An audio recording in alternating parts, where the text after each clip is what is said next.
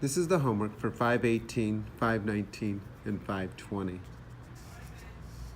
In 518, you need to solve the equation.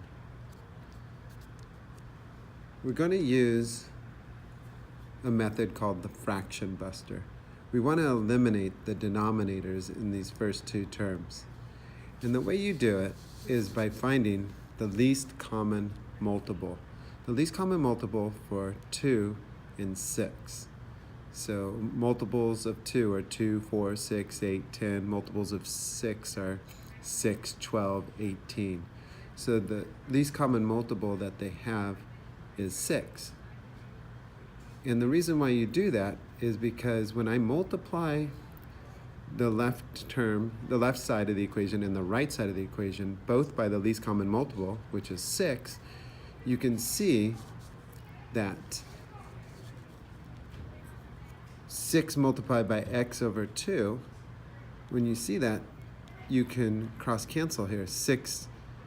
2 goes into 6 one time. 6 divided by 2 is going to be 3. And when I distribute that 6 to the second term, 6 divided by 6 is 1. 6 divided by 6 is 1. And that leaves me with 1 multiplied by x over 1, which is just x. So these cancel out. And then what you do to one side, you have to do to the other. And 7 multiplied by 6 is 42. Well, now we have a linear equation that you should be very familiar with, that you would be able to solve. And now we're solving for x. Combine like terms. 3x plus x equals 4x. 4x equals 42. Inverse property of multiplication is division. We divide both sides by 4. 4 divided by 4, we created the giant 1, is 1. 1 multiplied by x is x. 42 divided by 4 is 10 and 5/10. On 519, it states that Fisher thinks that any two lines must have a point of intersection. And remember, a point of intersection is where two lines cross at that point. Is he correct? If so, explain how you know. And it says, if not, produce a counterexample and explain your reasoning. A counterexample would be an example of two lines that do not have a point of intersection. Another example of a counterexample is if you said that everyone in the classroom is wearing a hat. Well, if you point out someone who's not wearing a hat, then you have disproven that statement. So Fisher thinks that any two lines must have a point of intersection. Well, here's a point of intersection. Here's a point of intersection. Here's a point of intersection. That's all true to Fisher's statement. But here are two lines. And these two lines are special because they are parallel. And parallel lines will never intersect. This line will forever go in this direction and this direction. Same with this.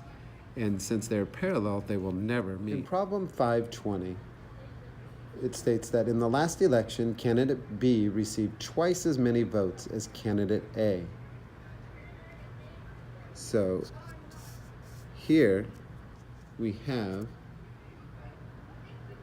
candidate B receiving twice, 2 times the amount of A. And then it states that candidate C received 15,000 fewer votes than candidate A. Well, here's candidate C, and candidate C has 15,000 less than or fewer than A. So it's A minus 15,000. If a total of 100,009 votes were cast, how many votes did candidate B receive? Well, here's the total. Total will always be what it equals. And here's candidate A. We don't know candidate A. But now you can see that we can combine like terms.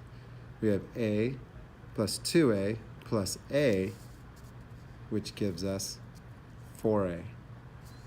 And then minus 15,000. Inverse property of subtraction is addition. We add 15,000 to both sides, created a zero pair. And now we have 4A equals, and 109,000 minus plus 15,000 is 124,000. So 4A is multiplication. Inverse property of multiplication is division. Created the giant 1. So we divide both sides by 4. And we get A equals 31,000. But that's just telling us how many votes candidate A received. We need to know how many votes candidate B received. Well, here's candidate B, and we know that candidate B received 2 times the amount of A. So I have here B equals 2 times the amount of A. A received 31,000 votes. So B received 62,000 votes.